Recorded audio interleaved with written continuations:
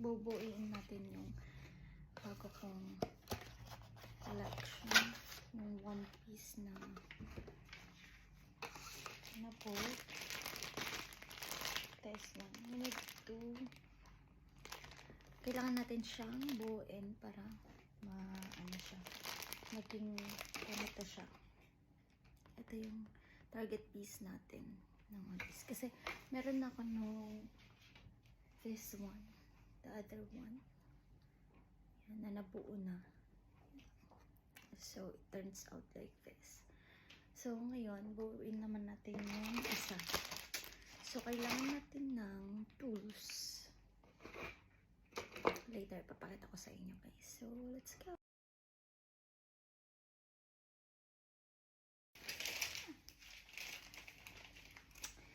So, now, ito na yung mga tools na kailangan natin. So, we have the tweezer, yung tweezer, tsaka yung pangkat natin.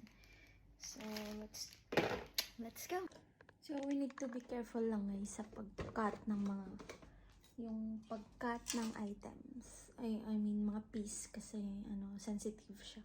So, kailangan mo i-cut siya ng maayos para mabuo siya ng maayos. So, let's go. Let's start. Come check this. Come check this. Come check this.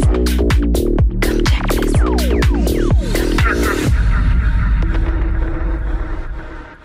this. Come check this. Come check this.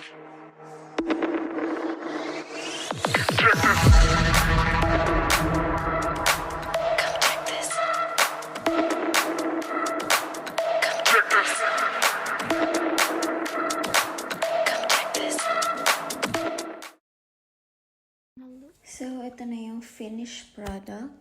Yan, nabuo ko na siya. Pero may mga details pa na, yung sticker, hindi ko pa siya nalagay.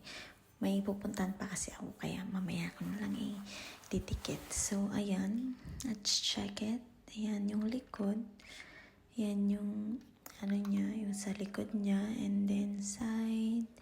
Ayan. And then, ito yung harap. So, yan yung piece na nabuo ko.